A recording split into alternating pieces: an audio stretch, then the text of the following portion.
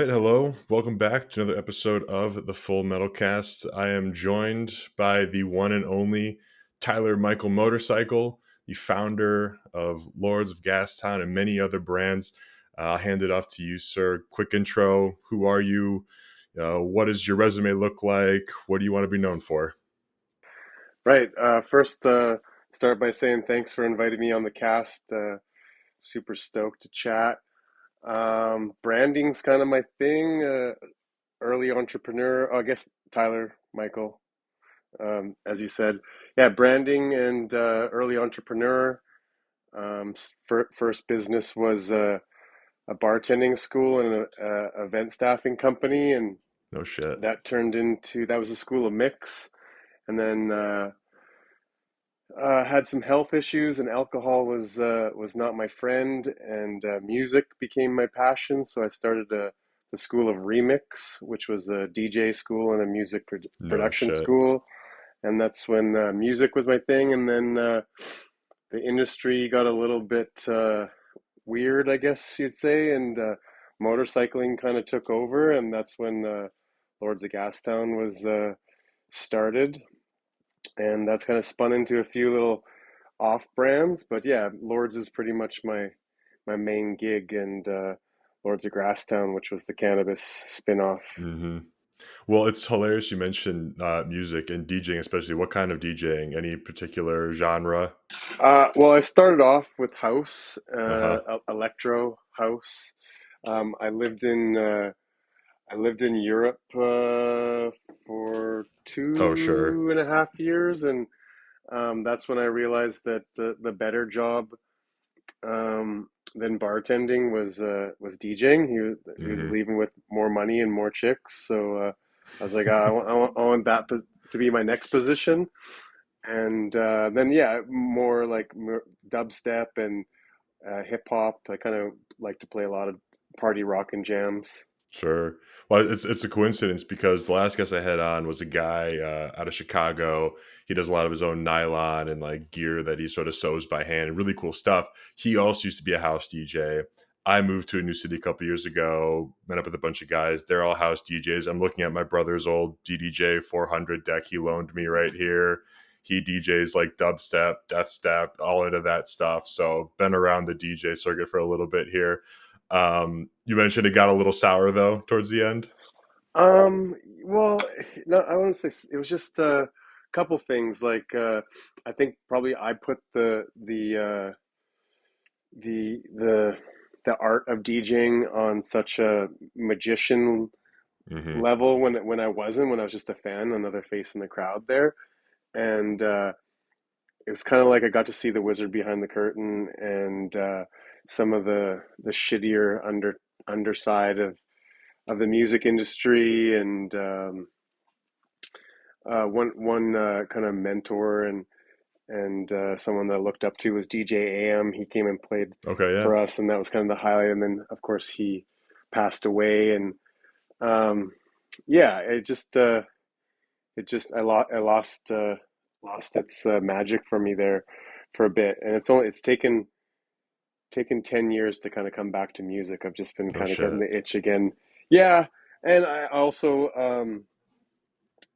accidentally became a father at that time, so late nights hmm and all that kind of just didn't jive with being a new father. And yeah, but so the brand that was attached to the DJ was called Shit's Poppin' Off, and that was also my first dabbling in a clothing line. We did like Mm. graphics and stuff inspired by electronic music, and yeah, that's kind of where I first started silk screening uh, my own clothes and doing that. So that was kind of the stepping stool to Lords. That's incredible. Well, I guess a little background into like Lords of Gastown. I probably started, God, I don't know how long ago it was when I originally followed you guys. I've been following you forever. Around the time I graduated high school, I had watched, Sons of Anarchy, and I was like, I'm getting a bike. Mom and Yep. dad said, hell no. I was always like, oh, sport bikes are the only way to go because, Harley and Harley riders at the time, not cool. We're never going to be cool. Yep. Not a thing. watched Sons and was like, okay, the blacked out chrome, started learning what club style fairings were, T bars and whatnot, then went down the Instagram route and realized, oh no shit, they're actually like cool dudes on Harleys doing some really cool shit. It's not, your dad's bagger playing jazz or, the stuff you see downtown Detroit here. Yeah, And so went down that rabbit hole. I'm 6'7", so I don't fit on any sport bike either. So a Harley actually ended up making the most sense. yeah, Graduated college, finally got a bike, and then So, anyways, I owe it to you guys basically to really basically go down this rabbit hole of my love for Harleys, finding shops and communities around here, going to bike nights, talking to other Harley groups and riders and whatnot. So then, I guess I just love to learn more about how did you come up with the idea for like Lords of Gastown, the branding, the name, the everything. yeah. The motorcycle community has been amazing to me and the core guys that started Lords. And so yeah, I like I said, I was kind of transitioning out of the music industry. Uh, um, Always wanted a Harley but couldn't afford it, Mm-hmm. and I suffered really, really bad from Crohn's disease, Oh and no shit. yeah, and I was stuck in bed for the better part of almost probably a year and a half, and yeah, it was gnarly, and motorcycling was just what I ended up envisioning. Like right, like there was such a freedom attached to that, Mm-hmm. and yeah, it was a real driving force to want to get healthy and want to get out on the road and visualizing it and was a tool, and finally got healthy enough to do it, and went and signed my life away to finance a Harley. And What was the first bike? the first bike that I owned of a Harley was the Night Train, and Oh sure, yeah, that was the yeah. bike that I wanted because it was all blacked out, and Mm-hmm. was the the bike that I was riding in my dreams and when I was stuck in bed there. And yeah, so I was still DJing at the time, and I was a part owner in the Chronic Taco chain that Okay. was in Gastown.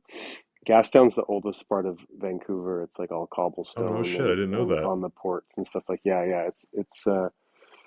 It's the most historical part of Vancouver, and yeah, I owned a part of the Chronic Taco there, and I set up a big DJ rig there, and I used to play a bunch of bangers and stuff while people had tacos and burritos. And after my spot would close down, we'd kind of bar hop around to the other bars, and it was just a nickname that some of the bar managers and bartenders started calling us because we'd walk in and all drunk and whatever, and they'd be like, "Oh, the Lords of Gastown are here," and I was like, "Oh, that's kind of a cool name. Like, it's That's a a great name. good ring." And obviously, I grew up around skateboarding, snowboarding, Okay. and as a fan of Lords of Dogtown, and that just became the first logo. I figured out I was pretty excited about working with designs and coming up with graphics and stuff like that. So we messed around and figured out that I could put the Gastown name on the cross if I use the Mm. anarchy symbol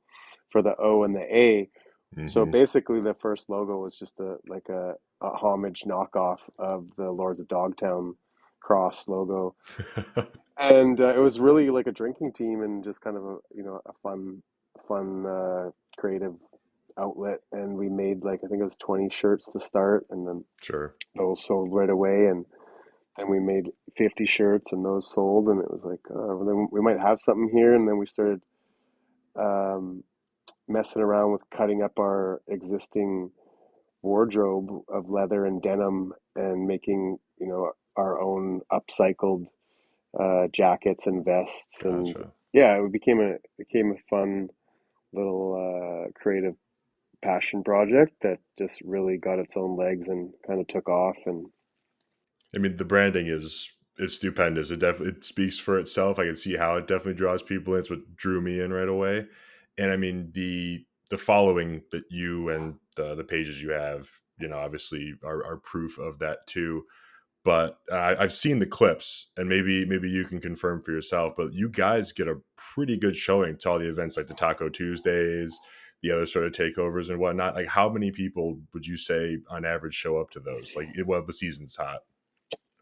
Well, it was again another kind of happy accident. I can't take too much claim for being like some sort of marketing genius. It was just like really was following my passion and stuff. So it kind of took off during COVID, because everything went into lockdown and everything was shut down. All social was shut down, and it was like, well, we're following the rules. Like if we host a bike night like outside, Hmm. motorcycling, social distancing, it fell in line with all of that. And I think I've kind of always functioned around the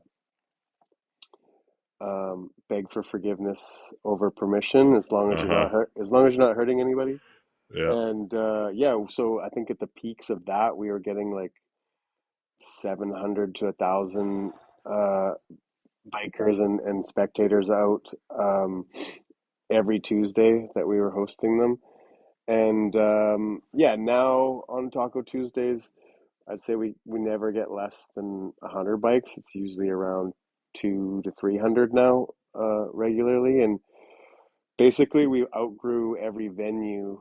I'm Um, sure. and that's where it's like, oh, we have the moto ranches where I live. But it was again like everyone's like, oh, that's such a cool idea. Like, how did you come up with it? Hmm. It was like, nah, it was like out of necessity. We had nowhere else to go. I had the space. I had um, a horse covering that was not being utilized, and it's like, oh, we could build an outdoor bar here. It's very like Texas. Like, let's try and Oh make our yeah. own, make our own little Texas, in British Columbia here. And yeah, now people love it, and they all, it's one of those things where it's like, oh, it's so cool, like you're so smart. It's like, nah, I'm just like out of necessity for the most part. All of it's been out of necessity, and just building things that I wish that were there, um, for me to enjoy. And that's a big part of even why I always kind of say with Lords, like, really, I guess I aspired to work for Harley Davidson, because Mm, the at the time, the clothing and the bikes that they were putting out were not in line with the aesthetics that I was into. So right. we essentially started creating that around Harley community. And looking back, it's like, yeah, I guess I really like loved their brand, and wanted to create something that was in line with the vision. And because there was no opportunity to design for them, I designed my own clothes. And honestly, you've probably done more business for them than most of the people who've ever worked for them, honestly, because like I said, despite their best efforts, I still ended up buying a Harley because, you look at some of the branding, you look at the usual old heads around here, right? And you're like, no shot, this kid. And whenever I tell people that work, I ride a Harley, they're kind of taken back. They're like, you're kind of young for that. Like, a lot of the people still don't understand that, like, there's a whole other community where it's not about just, chrome, ape hangers and whatnot. If you're into that, that's cool, right? But that doesn't necessarily speak to a lot of, like, the younger generation who are looking at, bikes. It's usually sport bikes are nothing for them. So Yeah, again, lucky you were around for that. yeah, Um, for sure, for Also, sure. first Canadian guest on the show, but you said that a lot of the stuff, or at least Taco Tuesdays and some of the events, sort of grew out of necessity, and that sort of sprouted up around the time of COVID. And I found through the more people I've met in sort of the shooting space, the cigar space, the whiskey space, and whatnot, the same story applies. Even for me here, I started, building cigar humidors out of U.S. like surplus ammo cans. And that was because I would have cigars with friends in their backyards over a fire during COVID when we couldn't go out. We'd just gather in people's houses, around fire pits and whatnot. And we just talk about the state of things, the world, talk about nothing. Sometimes we'd argue, but they were awesome conversations. I was like, you know what? I'm just going to start building humidors. I'll meet cool people. I met cigar manufacturers from Nicaragua, Sick. traveled all over the country. It's been awesome. And then the more I talked, I was like, oh, I want to keep talking. I listened to great people on the internet during COVID when shit was fucking crazy. And I was like, okay, the internet's mostly a cesspool. It's mostly just awful. But there are good people doing good things and sort of using the internet for good. And, and even Mhm. if that is just speaking their mind, I was like, that's something I think I want to participate in. And if anything, I get to meet cool people. So I think that was very is very on brand. It seems to be sort of the message that I've been getting from most folks that I meet. But coming from Canada, I know when you reached out to me, you said you can speak to freedom and health. Um, how's that like in Canada? How was COVID like in Canada? Because here, we've heard, and I'm sure you've probably heard so many podcasts voice about how crazy it was here with the insurers and the government and the lockdowns and whatnot. But I have an understanding, or I have a feeling rather, that Canada was a whole different beast. Yeah, again, I can't. Well, I wasn't allowed to go to the States, so I have no reference of what it was like at that time, which really bummed me out. It was one of the most, besides Crohn's disease, feeling trapped in my body. That was the Hmm. most I'd ever felt trapped in my country. Sure. And through loopholes, we figured out how to get to Mexico. Hmm. And compared to Mexico, Canada was like communist. I'm Like, sure. yeah. So, yeah, it was gnarly. It was gnarly. I still, and I think, everyone speaks to the fact that they lost friends and family Hmm. through that time, depending on where you stood on the conversation and beliefs. I still have friends that I don't speak to because of the things that I would share online that were not in line with Hmm. the narrative.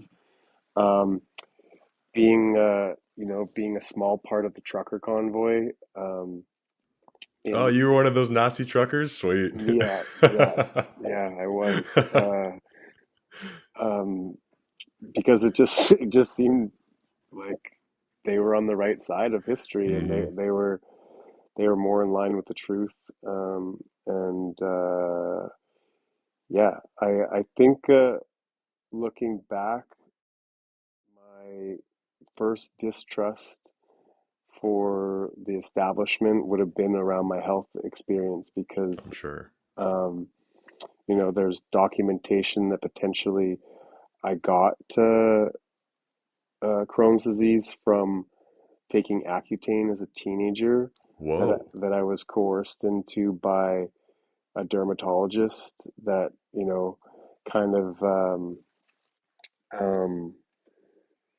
preyed on my teenage insecurities and Sure. my mom's, um, what's the polite way, like, my parents were raised in a time where, like, the doctors are the word of God. Like, you don't Hmm. challenge what a doctor says.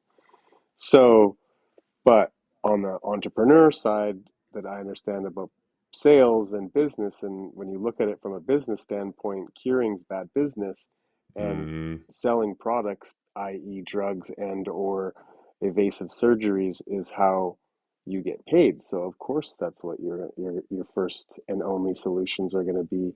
So, um, I started using around around I was age 21, and the doctors were prescribing me, heavy steroids, anti-inflammatories, basically morphine for the rest of my life, Jeez. which is synthetic heroin, basically. Hmm. And I can't remember who or what I stumbled across that there was some positive effects of people using cannabis to manage Mm. to manage the symptoms of Crohn's disease. And I went to my GI specialist and after I'd started, I was like, hey, like, I'm uh, I'm having major success in managing. It wasn't a cure or anything, but I was managing my symptoms Sure. without these hardcore drugs. All the drugs they were giving me, like, you would not. I just stopped reading the side effects because I felt like there was no positive. Like, I was in a. Ignorance is bliss. Yeah. Yeah, exactly. So when they basically this doctor basically, was like, no, you cannot use cannabis. There's no science behind it, and it's contraband. Blah blah blah. But they're giving me synthetic heroin and basically Yeah. Right. condemning me to the life of an addict. I just was like, kind of always challenged Western medicine and the establishment after that. So back to the truckers, it just was like, they seemed to be pushing in the direction that I wanted to go, and it was bizarre Hmm. how it was handled looking back, like invoking the Emergency Act Yeah. and like freezing bank accounts. I was about to And say, was your account caught up in that or no? no, I never went. I never went to Ottawa. We were Gotcha. in support of them here in British Columbia, and um, and yeah, it was just it seemed like the craziest human experiment of like divide and Hmm. conquer, and how much certain people were on the side of like they're fucking Nazis. And looking back at like what was going on during those, what we have footage of during those protests, like there's bouncy Right. castles, there's kids there. It was like Yeah. whatever. Now you look at like what's going on with the riots in Montreal and the protests happening now. So I'm not And too familiar with that situation. Actually, I've seen like clips. What's the, I guess, causing the tension there now? um I think and this is again just my personal speculation, Sure. and I haven't honestly, like I've tried to disconnect from it and focus on my own life Hmm. um, a bit, but it's the economy and the government decisions to make Canada so harsh to live in as far as pricing and opportunity, and then on the flip side, the amount of immigration that they're allowing and the benefits and the support that they're giving to all of the people that are just coming to Right. immigrate, I think is causing a lot of animosity and anger. And yeah, I mean, Montreal was like on fire while our prime minister was dancing on ecstasy at Taylor Swift concert. I saw that. It's just like it's laughable. Like it's like really like this is real life.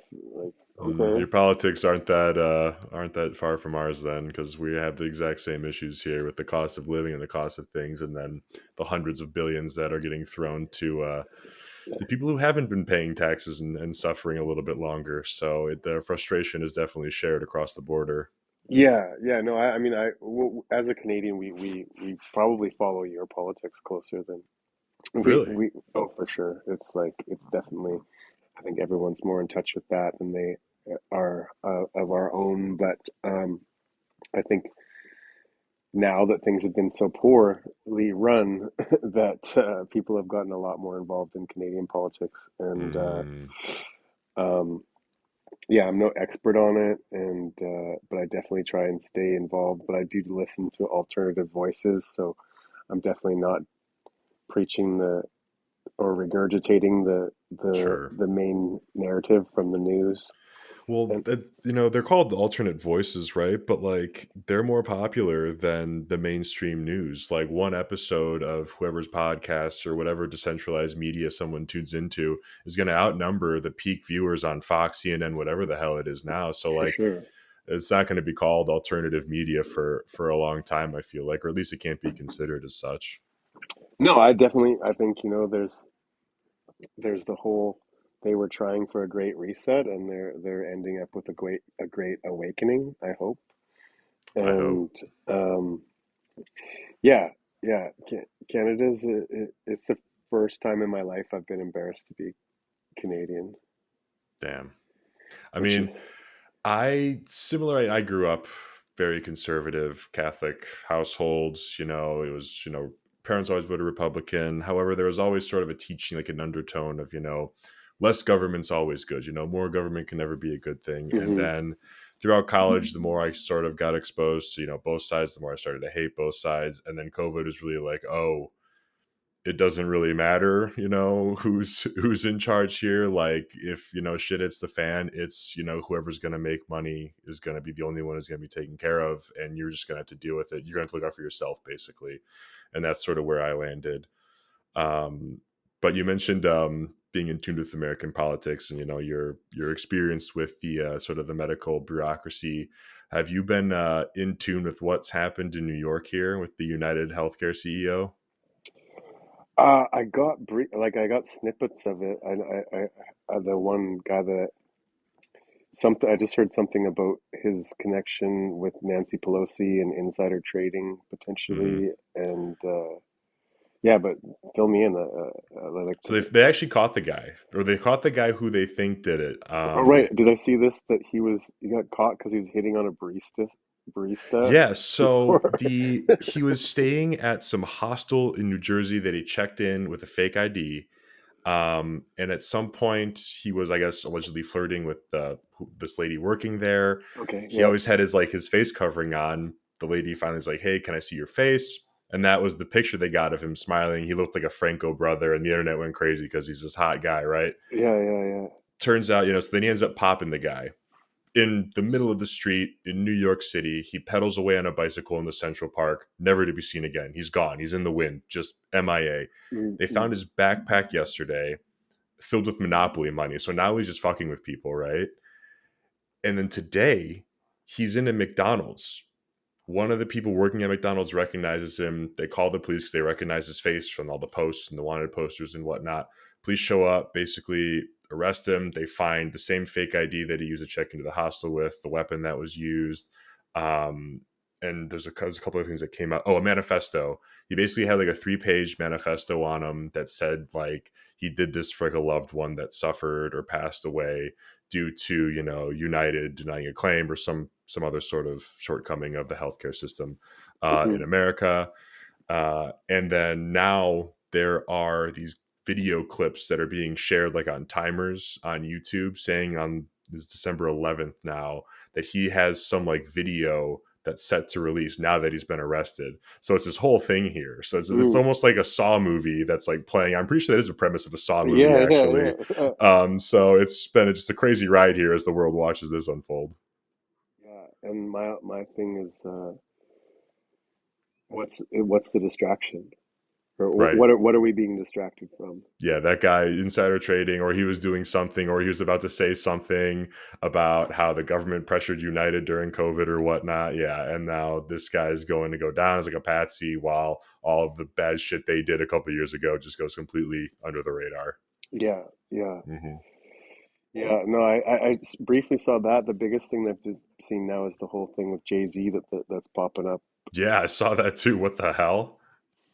Dude, like when I say that, I walked away from well, so before music art, I was actually in film, and the thing that I studied the most was actually film and acting.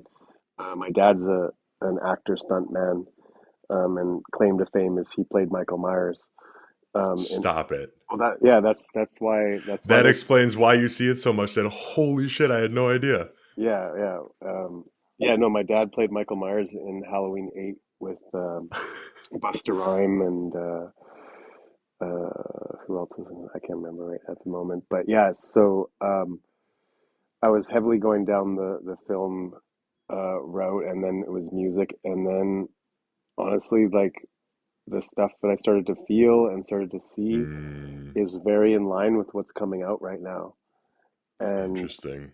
and back then, I walked away because I'm like, there's something gnarly dark about this shit, and I don't want to be a part of it. And some of the things that and people that I was starting to be friends with, and like, Hmm. um, yeah, I had a really dark undertone, and now that this stuff's coming out, I'm like, fucking, I knew it. I Yeah. knew this shit was like that's what I felt, and yeah, I'm here for it. Like Hollywood should burn. Oh, and I think a lot of people are fed up with that. You know, there's still this like I mean, one of the things that, the new president ran on was like he's going to release the list of all those celebrities, in Hollywood and otherwise that Yeah, went to a particular island. yeah, And that'd be great, honestly. But it's just one of those things where it's like, and then what, right? Like, I think we need a little more than just that. It's because then you get Diddy, right? Then you get Jay Z, and then it's like, who's next, right? They're just going to keep coming up with names and people hmm, where this happened to. yeah, And then even like you see the celebrities that sort of get dragged out when it's like election time, right? yeah, The celebrities that came out for the Dems, to pass their endorsement along. All ended up in pictures with Diddy or Oprah, whoever the hell it was.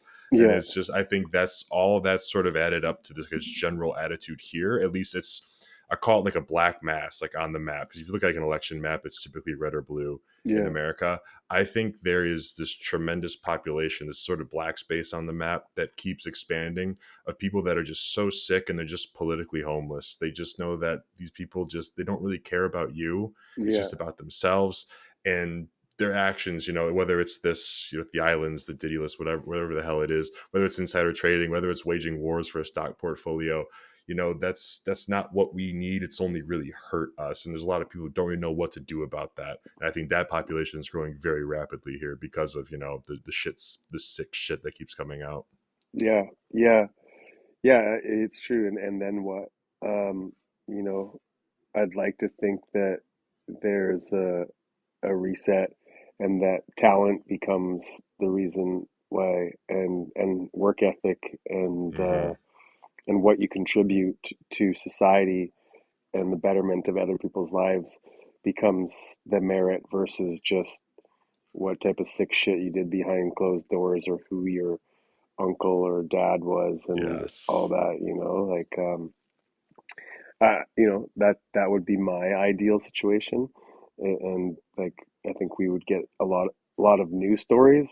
It just seems like Hollywood's done, like, it just seems like they've been retelling the same stories and the same shit, and like, why there's no new stories? We're done with stories, like there's nothing Right. new. It's like, I just think that it's because, by design,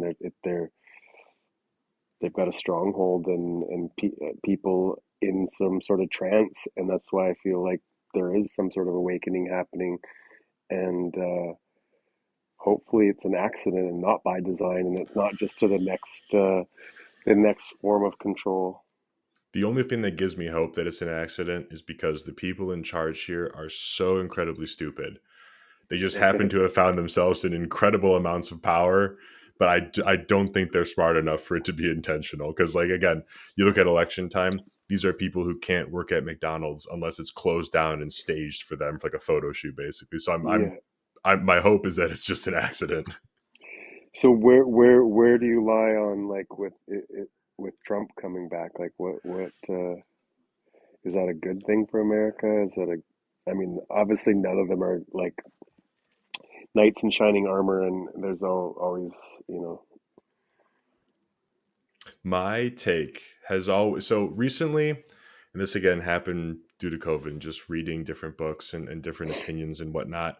Me and this growing group of individuals who find ourselves in this apolitical sort of realm is that looking at the election, we could acknowledge that yes, if we are to look at it in a lesser of two evils sense, it's a pretty no brainer to see Trump as being the obvious choice if it's going to be the lesser of two evils. yeah, However, we sort of subscribe to the point that evil's evil, like regardless of what it is. Really, we don't see a lot of the nuclear threats that we sort of see ourselves facing today really subsiding. Maybe the Russian one goes down just because Putin seems to have an incredible amount of respect for Trump. We're not really sure where that stems from, but just based on the press conferences he held pre and post election, it yeah, seems like that conflict may be winding down. And our biggest concerns were the fact that we were fighting like two proxy wars with thinking of Ukraine and what's happening in the Middle East now with Iran getting involved.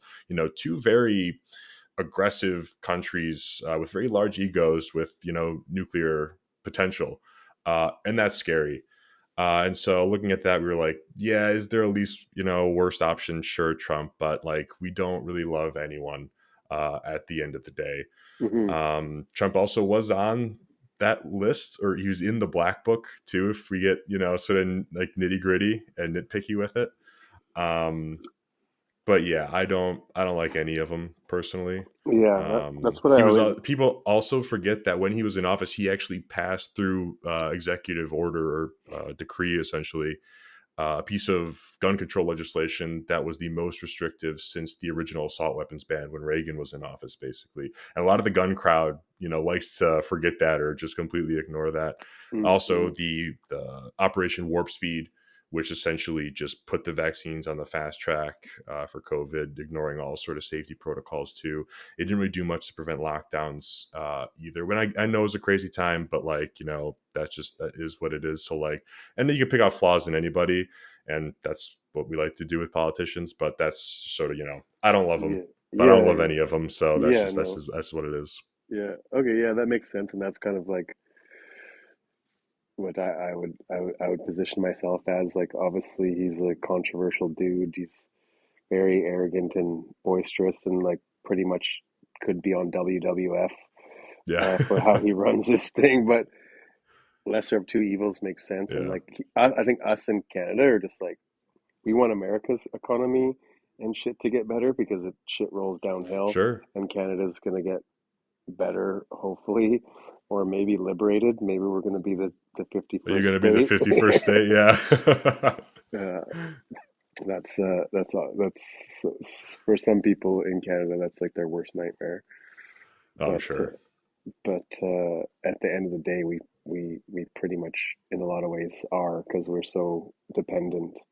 And yeah, and I don't want to get on like this whole thing like I hate Canada. I'm actually like, I love Canada. I love the Canadians, but I'm very sad and frustrated with what I'm seeing and what's being done to Well, Canada. this is like the argument, sort of the point of, not, I guess it was an argument at Thanksgiving. I got into with a couple family members. I pointed out all these flaws with the government, and everyone's like, well, how can you hate it here? I was like, no, no, no, no.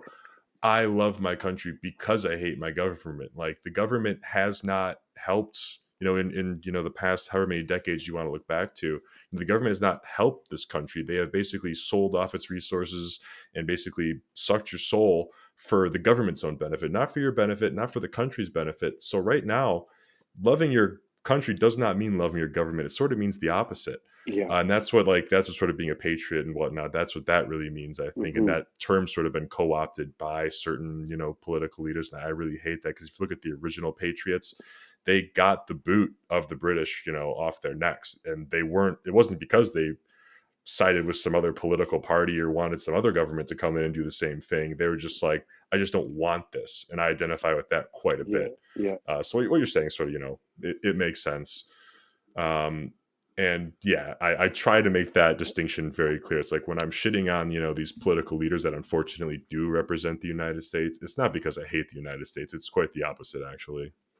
Yeah. Yeah. I just want to, I feel that, and I think it's important to stay, because that's the obvious thing. Well, oh, if it's so bad here and you hate it so much, why don't you get the fuck out? And it's like, I no, shouldn't that's not. have to go. Yeah. Yeah, and that's not. I think it's the preserving of what was, and the challenging of what's being taken away Hmm. is where the frustration comes from, and that's why I said, like, I'm in. It's the first time traveling that I've, kind of felt embarrassed to be Canadian, and people say that, like, oh shit, what's going on up there? It's like, yeah, yeah, fucking. Oh, trust me, we get the same thing too. I went to Germany and France this past year to see my girlfriend who was working overseas for a year, and same thing. They don't like Americans. At least in Germany, they do not like Americans all that much over there. Yeah, but that's been for a while, Yeah. because like that's when, because I traveled around Europe, and that was one thing that as soon as because our, I guess my accent where we come from in Canada is like the least Mm, Canadian, right? So as soon as I would talk, they would just assume I'm American, and as soon as I would tell them that I'm Canadian, the whole vibe would change. And what we would even meet Americans that were backpacking with Canadian flags on their backpack, specifically because they got treated so much better. no shit. Oh yeah, yeah, and I mean it's I would say it's the direct repercussion of like kind of being the bully and police of the Yeah. world, right? So, but at the same time, I think people secretly love America, and like, love They do. They want to Americana. be us. Yeah. Yeah, 100. They hate us because they ain't us. There's Yeah. Yeah. definitely Yeah. that aspect of it, but I was always in those experiences, kind of taken aback of like how much that changed, that I said I was Canadian versus American. And my experience is always like, we love Canadians. Now the experience is like, what in the fuck are you guys doing over there? Hmm. And it's like, no, it's not us. It's not us. It's our Cuban Yeah. prime minister. That's fucking Cuban bastard of a child prime minister. yeah, Yeah. yeah. So and like he's so embarrassing on the world stage. Like, it's just like it's all bad. But I don't know. Like, it's like, well, just get rid of him. It's like, well, how do we do that? Like, we don't Yeah. have the same 4 year like I think Right. I should. same The same 4 years too long even here. yeah. And I'm pretty sure he's like been in there for 10 years. Has it been that long? I think it's like yeah, it's like 8 to 10. Like it's been fucking long time, bro. Holy shit. Yeah, and it's yeah, it's gnarly. And so that's kind of like Mexico's been my like safe haven of checking out. So then I know you guys, I'm not sure if you still do it. Do you guys do the ride down and back to Mexico still? Yeah, yeah, the lust for Is death. is that like the primary method of you going back and forth still? No, we've actually just Gotcha. I was just down there like when we were first chatting. We just opened up a shop down there to sell merch and Excellent. partnered with so the first time I rode through Mexico was in 2013, and we were riding to Nicaragua on that leg, but the whole trip was down to Patagonia. But I broke down in Mazatlan and stumbled across a shop on the Malecon, which is the strip along the ocean. They had a neon Harley sign, and we're like, okay, well, Hmm. we Googled Harley, and there's like only like one, and it was like I think in Cancun, like way away from where we were. So like, Gotcha. well, here's a good start. So we roll into this shop, and there's a bunch of like Vato looking dudes that are like, this is a big mistake.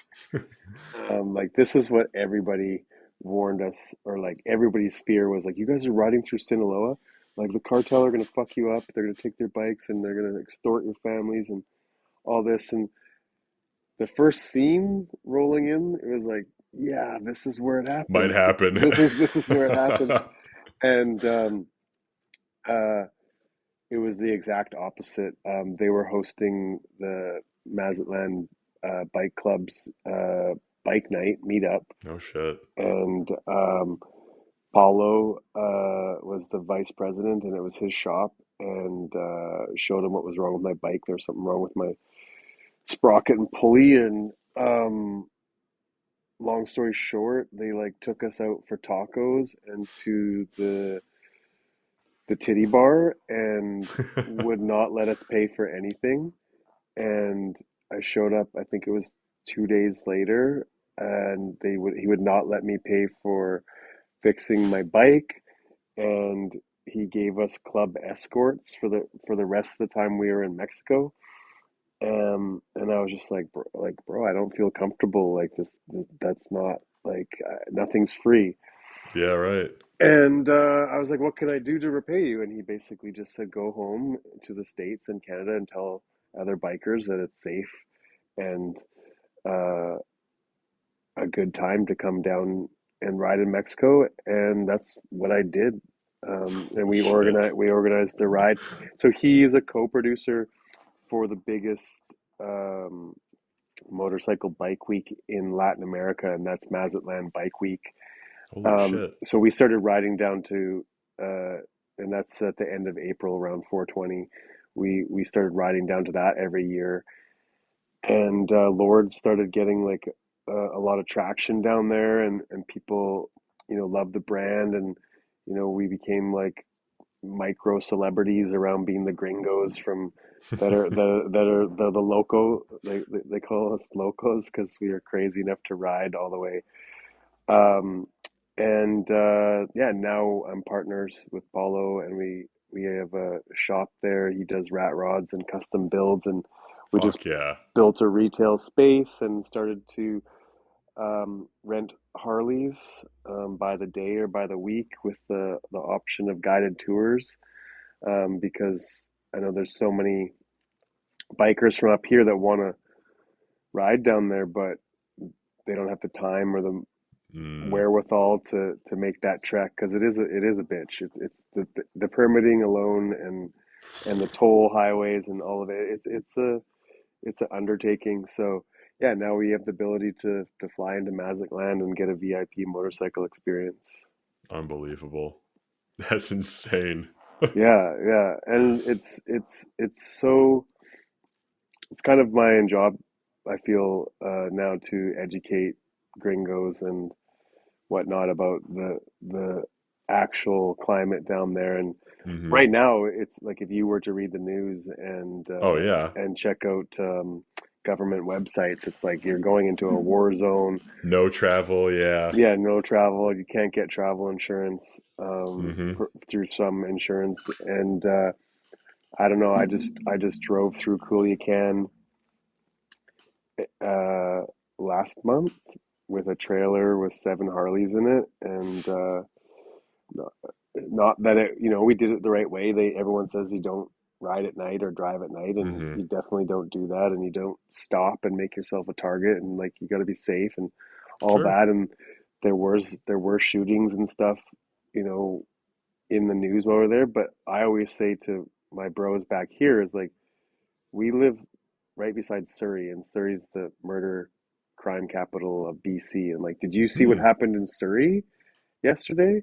No. Was there a drive-by shooting? Was there a murder? And there what? There was. And like, does that really affect your day-to-day life? Do you change the way you go about your everyday business with your family and friends because there was a gang murder in Surrey, which there was? And it's like it's the same. Like they're not fucking with tourists. Hmm. They're they're they're not fucking with just regular families and just random. It's targeted shit, and definitely it's a hot spot. But so is Surrey, so is Winnipeg, Sure. so is different parts of Canada. And like you don't not go there. You fucking live there. So Yeah. I I mean, we're definitely just outside Detroit. Same thing. Bodies are found on the freeway all the time. There's shootings all the time. It's how it is. yeah. But for some reason, like the masses said, like fucking don't go to Mexico. Cartel's gonna fuck you up, like this and that. And it's like, yeah, if you fuck up, if you do something dumb and you cross the wrong path or whatever, but if you're just doing regular fucking tourist shit, or like they're not fucking with you. They're truthfully they are probably the ones that are going to protect you against I'm any sure. bullshit, because you're an It's ATM. bad for business. It's Yeah. bad for If, business, the exactly. tourist, if the white tourist goes down, Yeah. it's not good. Mm-hmm. Mm-hmm. I remember it was always a battle whenever I was trying to go down south for like a spring break or something. I'd always get an earful from my family, especially I have an uncle who was a Navy SEAL, and he's got all the intel reports and whatnot. He's like, "Oh no, never go to Mexico. Can't go to Mexico." We went every year, and like nothing ever happened. And every headline that did come out, it always was like cartel or like gang related. It wasn't them just messing with tourists or the resorts or anything. So it wasn't like Yeah. no I, real danger. I firmly believe, like, or firmly, I have a philosophy that it's more about keeping our money in our Hmm. countries and not having it go down there, and also not having people realize that they can live maybe a better life. Uh, Yeah. Yep. like we don't want that. So yeah, no, like Mexico's been a huge part of my last 10 years of motorcycling, because like right now, like I can't call anybody to go ride a motorcycle where I live. And Sure. that's the main part of my brand, and we can only do that for 4 months of the year. So Same. I Yeah. used to be, it used to be California and Arizona and stuff, and then it just turned into going further and further south. Interesting. What drove you further south out of like the states? Um,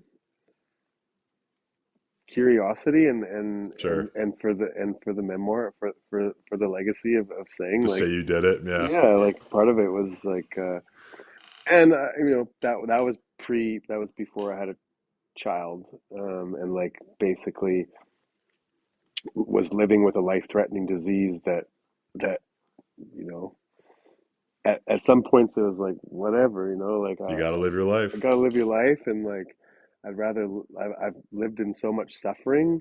I don't know if who could do worse than what the universe was already doing to me. so Fair. might as well live. And yeah, it also because I was told not to do it, so I was curious as to Naturally, why. we want to do Yeah, it. it's like why, you know? If you're gonna be dumb, you got to be tough. So Yeah, if you're gonna go retarded, you might as well go full retard. Yeah, hmm. exactly. Yeah, fuck. I'd love to get out there and do that. It sounds like a fucking riot. Bro, anytime I got bikes ready, I got accommodations, whatever you Gonna want need, to gonna do. need some with Fish. forward controls. Oh yeah, we got that. My wife's side of the family is very tall. I'm 6'3". Gotcha. Oh yeah, She you're not. Yeah. yeah, her brother's 7'2". Holy shit. Yeah, yeah, he's That's freakish. yeah, dude, he rides the road glide and he sits on the passenger seat. I'm getting away with a 2014 Fat Bob right now, and it looks small. That's Yeah, about like as small as I can go though. yeah. Yeah, no, we got you covered. Don't worry. Hell And then yeah. yeah, there's a bunch of, like we just went on a wicked fishing trip down there, and yeah, I'm just trying to create wicked life experiences for people on an easier than having to do what we did, Sure. you know. Where'd you go? Was it the Gulf side you were fishing? Yeah, Mazatlan Gotcha. is basically the I say it's like the Vancouver, Seattle of Mexico. Like so, Gotcha.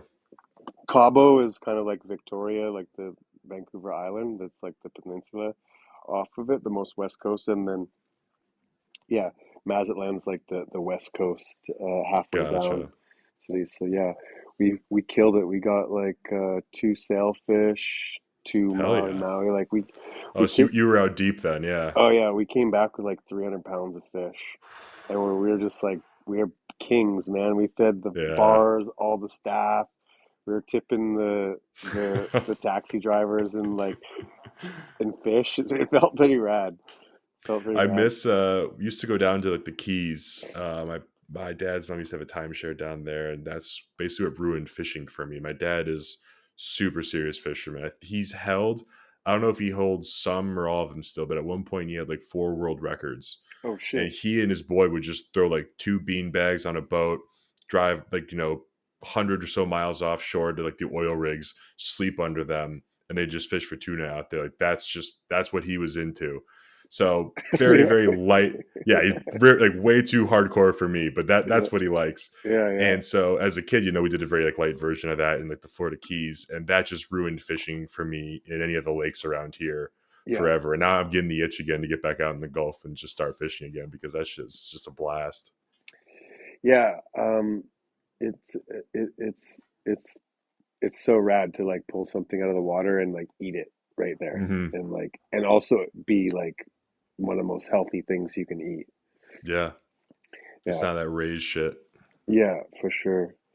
I've done some like they do sturgeon fishing here, and I'm just like not into it. Like, cause anything I'm not eating, it just feels like Yeah, why? You're just like same. you're just being an asshole to like a dinosaur just to get a Yeah. picture for the gram. Like, Especially sturgeon too, they're big, right? So it's a you, long fight, but it's not necessarily like an exciting, like sporting fish to really catch. You're just sort of hauling up this, couple 100 pound fossil. exactly, and you're like you're just like looking at you like really, bro? Like really? Get your fucking picture. Get You, the fuck yeah, you out got of your here. picture, yeah, right. Fuck off. Yeah. So, but yeah, like pulling it out, eating it, feeding locals, like that's my jam. Like That's cool. that's sick. And it was a wicked day on the ocean for sure. Yeah, I do definitely miss that. I would like to move somewhere warmer eventually. Despite living in Michigan for almost 30 years now. You think you get used to the cold, the seasonal depression shit, but it's like being visiting the warm states, having the summer here, taking the most of it is just I love that shit. Yeah, yeah, 100%. Just being outside as much as possible, being able to ride the bike for more than again 4 months out of the year would be optimal. Yeah, yeah. What about How hunting? cold?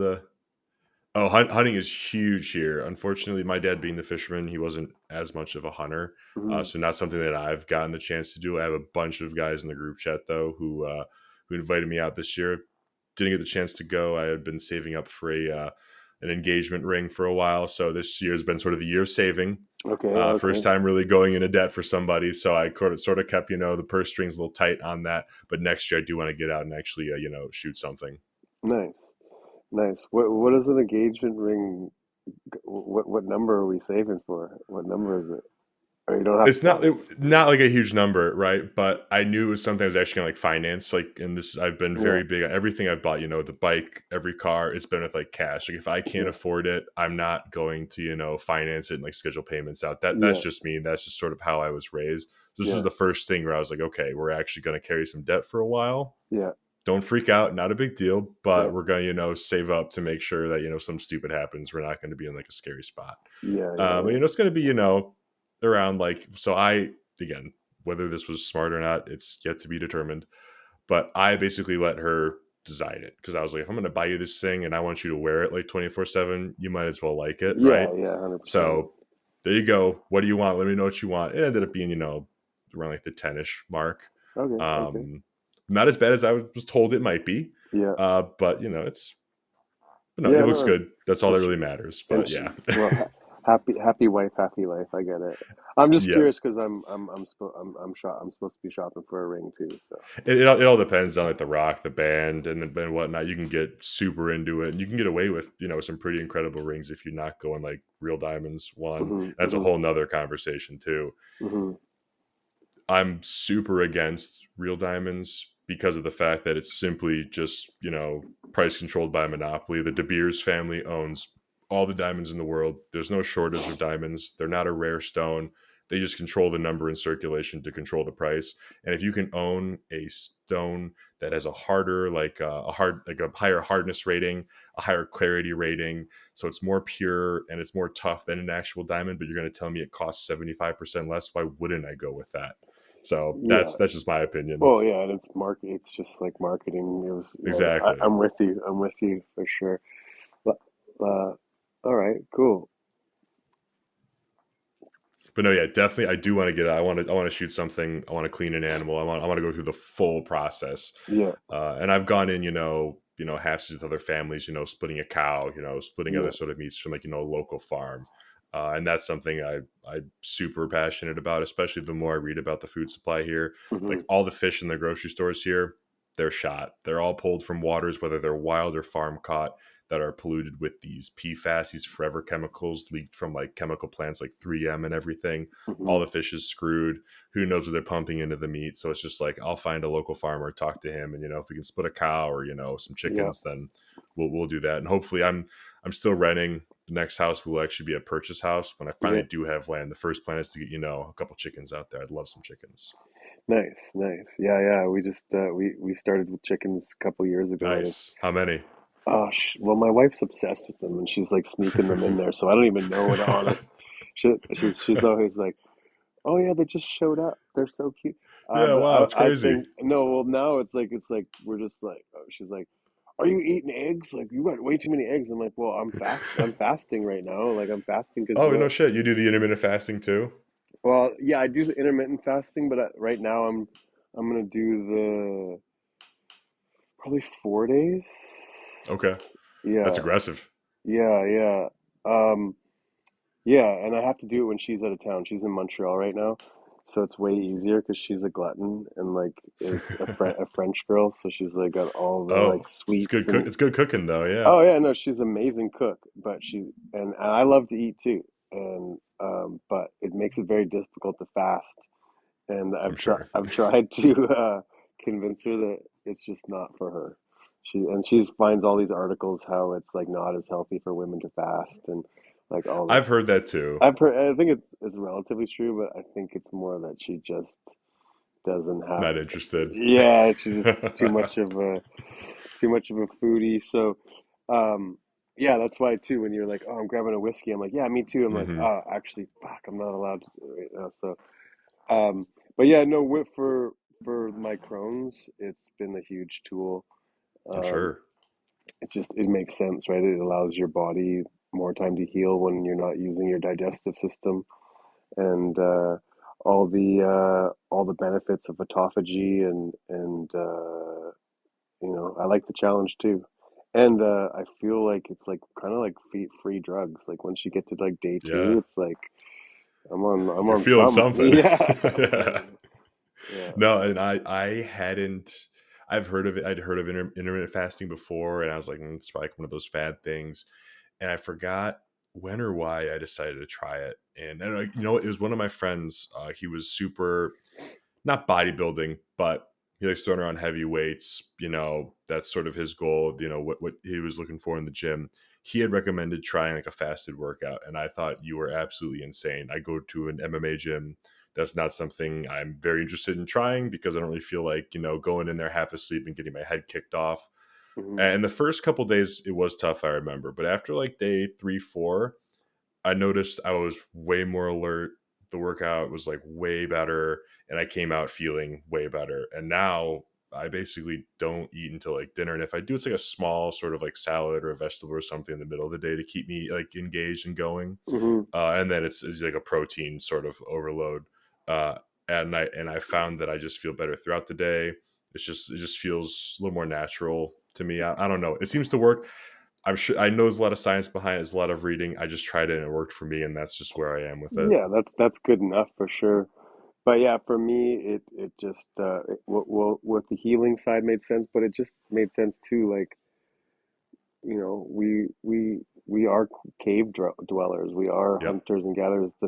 To think that you would have enough food or enough kills to eat 3 meals a day, and it's the same thing as what you're saying with the diamonds. Like from the research and some of the stuff that I've found is that breakfast is the most important meal of the day. Is just a marketing campaign John that, Harvey Kellogg. yeah.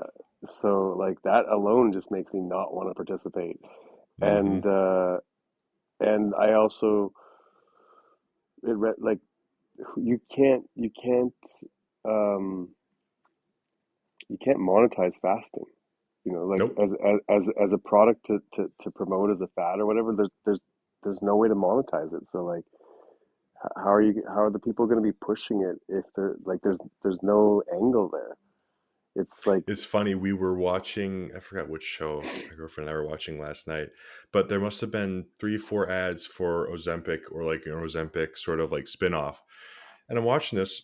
I'm thinking, if you were watching a movie and this ad like came on like whatever show the character was watching, you'd be like, oh, that's silly, it's like futuristic, it's somewhat dystopian, that's kind of crazy. But the fact that like 75% of the TV ads are for a needle for someone to like shove into their arm or their leg to make them lose weight versus maybe eating less or adjusting what they eat and maybe moving around a little bit at the gym is fucking crazy. But it just shows how much money is in eating a really bad diet and not changing your lifestyle at all. It's insane. oh, 100%, and it seemingly it has to be by design, and like, Oh, there's just too much money in it. yeah, exactly. That's what I said when I had the realization from my business mind when I was in the patient position, being like, wait, curing is bad business. Like that's getting rid of repeat customers. What is the best customer? One that doesn't die, just stays alive enough to keep consuming Hmm. whatever you're pushing.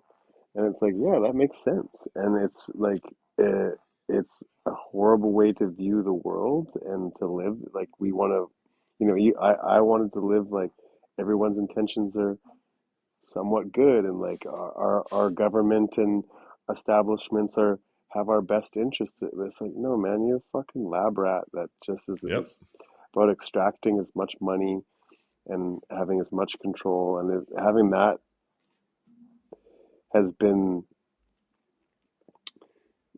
you know, eye opening and tough to manage, but Yeah. at the same time, it allows you not to be as much of a victim. Absolutely. No. And I'm curious because one of the talking points that kept getting reiterated throughout COVID was that America and I think it was New Zealand are like the only countries that allow like the drug manufacturers to To advertise. Is that advertise. true? Does Canada allow that or no? No, yeah, Canada All right, definitely. that's Oh good at well, least. no, I think, well, it's again, we're so inundated with your media and your things, Mm, so I don't know. I think maybe. on Canadian broadcast? No, Sure. but like that's like channels that nobody watches, so it doesn't really matter. But we see, you know, we see it, and I even like that was triggering for me because I would even see um uh commercials for Accutane, which is the medicine that Oh potentially, shit. and then the last like 30 seconds when they just like All the 5x side the effects, size yeah. of it, and then like may cause ulcerative colitis, Crohn's disease. It's like, dude, like trading like acne for like fucking bleeding diarrhea is like a really shitty is like a really shitty trade, especially when like you're gonna grow out of acne. And that's like the Right. thing that was a trigger for me is like the doctor never said like, what's your home life like? What's your diet like? Are you drinking enough water? Are you washing properly? No, here, take this pill. That's crazy too, because I actually, now that I think about it, I never was on Accutane, but my two younger brothers were. And both times, my mom actually went over to Canada to fill the script because it was cheaper. But ironically enough, as it was, and I Yeah. don't remember any of this risk conversation happening about the long term, No, side they effects. never Yeah. said anything about it. And like, like um I was having a conversation with my wife the other day and saying, like I think I can't remember. She was someone younger she was talking to in her life and said that they were having suicidal thoughts, and she was like, kind of like, what, like that's so crazy that they would, and then she's like, did you? I'm like, yeah, like I Hmm. definitely have had dealt with that, and then looking again at the side, like that's a major side effect for those hardcore chemicals that I was taking, and it was like, okay, well, was I really depressed to that level, or was this just the chemical side effects of Right. this fucking acne medicine that I was taking, making some doctor kickback on, Hmm. like, it's crazy to think about that, but yeah, not a good drug, and they No. had to take it off the market in Oh. 2010 because they lost. Yeah, I don't know where it went, but I'm still part of a class action lawsuit in Canada. But in the States, they lost a shit ton of court cases because of the side effects. But then they re-released it in like 2011. Now, just adding may cause ulcerative colitis and Crohn's disease as side Oh, effects, now and we now they're tell you good. it could happen. Yeah, yeah. Yeah. Well, but they bury it in the fine print, Yeah. like under the everything else, like may have suicidal Hmm. thoughts. Like, yeah, it's. That's always the joke here. It's like, because, and one of the things that came up this past election was we mentioned alternative media and whatnot.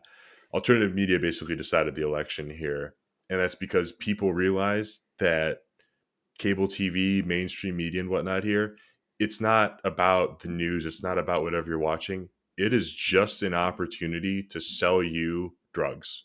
Mm, That's all that it is here in America. I think people are finally starting to realize that. It's like, oh shit, I watched 10 minutes of the news and then I'm sold like 5 to 8 minutes of just strictly prescription drugs, which is insane to think about. Same yeah, with somebody watching football too. Every other ad is an ad for prescription drugs here, and I yeah. think people are slowly starting to wake up to that a little bit. But no, the joke is, you'll most of it is antidepressants, unfortunately enough as it is. It sort of speaks to the state of things here. But we're rattling off the side effects. Suicidal thoughts and depression are Is like the what? main side effects for antidepressants. It's like maybe this stuff isn't the best choice. Maybe you should try some other things first. Yeah, for sure. Microdosing, Yeah, psilocybin or something, and like that's that's the that's crazy another thing, thing right? too, like how they demonize the stuff that comes out of the ground naturally, Literally. and then that was another thing that when I was like down the rabbit hole of hating on Western medicine and was finding stuff like they're basically like hunting witch or not witch doctors, shamans Hmm. and healers in Central America and basically finding the natural cures or medicines, murdering those people, suppressing that, um, synthesizing it and patenting it, and then selling it to market. It's like, again, that's just so gnarly. Like there's these natural things that are there to help us, and again, there's no money in that can't Yeah. monetize that. There, you can't scale that. So let's suppress it all until And we it can. truly is about money because to think how many people are still sitting in federal prison here for marijuana related It's crazy. charges. Now that the fact that the states these people like live in, it's now legal. It's not legal technically at a federal level, but each state can make its own laws that do make it legal either recreationally or medically. It's crazy. And that's only because now the states have found a way to make money on it via taxes. And we were all told that money is going to go towards roads, better infrastructure, and none of it went there. Colorado Mm-hmm. was the first test case, and everyone watched it, and everyone said, "We'll see how it goes." And then slowly, every single state adopted it because they saw how much money it brought in. But now, if you look at Denver, where it first really blew up, infrastructure shit. There's a huge homeless problem. All that money just went straight to the pockets of the people who brought it there, and it Mm-hmm. didn't go to any of the things they said it was going to. And the same thing here, pot for potholes was like a huge like campaign here because our roads in Michigan were terrible. Our governor ran on like one thing and it was fix the damn roads. Yeah. She was the only governor in the history of the state who had a chance to actually follow through on that because of COVID. Nobody was driving. You Yeah. had like a 1.5 to 2 year window where you could actually fix the roads. Didn't happen. And but when re-election's coming around, we shut down every freeway, every highway when everyone's back on the roads to show that we're fixing them. And now everything's slower and just way worse off. So yeah, I have heard though that like psilocybin, like mushrooms and whatnot, are sort of like the next up sort of on the thing, however long down the road that is. But Mm-hmm. again, it's just going to be this sort of bastardized version of it where you got to go into this like strip mall place. You have to use cash or a debit card. It's probably some, synthesized, knockoff version of like the real stuff. And Mm-hmm. it's Mm-hmm. just, it's so silly. Yeah. No. No. For sure. It's good. Well, anytime pharmaceutical gets involved, it's going to be skewed at this point. Um, yeah. What's your take on RFK? I think he's a very interesting guy. I think he's got some balls. Heading right back into the job that got most of his family murdered. Yeah. Um, but again, at least lesser of two evils. I think if we can do some dismantling of the pharmaceutical industrial complex, and if I think we can change or make or prevent a lot of the really nasty shit that's getting into our foods and other things like our water supply that are making us dumber and more sick, that's only a good thing. Mm-hmm. Whether or not it can happen, whether or not they'll let it happen, I think it's another thing to be seen. But I like to be an optimist. I hope the best case Yeah. plays out. I hope we can become more healthy, yes, but also I think that also means we have to become just like smarter on Mm-hmm. our own. And like you said, it was shocking to see how many people bought into the COVID propaganda and still sort of adhere to it. I think there's still a chunk of people who aren't going to want him to help them and us become healthier, right? Because Mm-hmm. you're not willing to believe in like real science. You're willing to believe in, the politicians you worship, the talking heads in the news you worship, and it's that whole battle, I think. But I think if we can just make the foods a little bit healthier, if we can prevent this pharmaceutical monster from running the way it's been running, I think that's only a positive, and I hope it can happen. Whether it does is another thing to be seen. But Mm-hmm. Mm-hmm. Yeah. No, for because I sure. mean, if we look at his history too, it was JFK who said we're gonna slow down the CIA or try to stop the CIA, and we saw how that worked out for him. So Yeah. No, it's gonna be a new saga. I saw one clip, which is kind of my biggest fear. They said that like it was some doctor who has something to do with vaccines who basically said like, oh yeah, there's a bunch of stuff coming out in January 21st. Like it's like, how do you know something's coming out on January 21st? And it would make sense that like, Savage like Trump's back in, so like mhm. let's give him a real thing to have to deal with. And I know that they had said that that was just the first pandemic, and there's way more coming and stuff. And it's like, fuck, do not want to deal with that. Pfizer stock prices never looked better than it was during the pandemic, and so I think they're gonna probably be chasing that dragon for a while. I think all, Moderna and all the likes of them who are Yeah. all complicit in that are all going to be trying to get back to that peak. I do hope that most of us are smarter though for going through what we went through during COVID, and I do think, positive. A lot of data came out. A lot of data was shared. The book by RFK, actually, the real Anthony Fauci, regardless of how crazy anyone thinks that he is, and regardless of the fact that he's a politician, I still read it, and I consider that book to be the Bible on what happened during the COVID era. It was the most fact filled, just educational book I ever read. It broke down how much of just a fraud it was from beginning to end, from the Hmm. actual, the ground zero of the virus to the development of the vaccines to the demonizing of certain interventions that weren't vaccine related. It was just incredibly informational, to the even the war games and the scenarios that were played 4 years before at Yeah. Johns Hopkins, where they literally basically planned out some respiratory virus spreads from China and takes over the US. How are we going to handle it? And they followed the exact playbook that they came up with at this, war room in John Hopkins. It's crazy. Yeah, it's very curious how there's always the exercise or training thing like for what's about to happen right before it happens. That's so crazy how that happens. It's a shame we don't know too. Like we're not sure how we could prepare, right? We just have to trust that, whatever they throw at us is in our best interest. Yeah, yeah, for sure, for sure. Well, let's hope that that's not what's coming down the pipeline for sure. And even Because, if it does, I think at least, like you said, my hopefully, family, yeah, like I remember when it first happened, I was, we were scared that my parents were spraying and wiping down groceries. I was putting a mask on.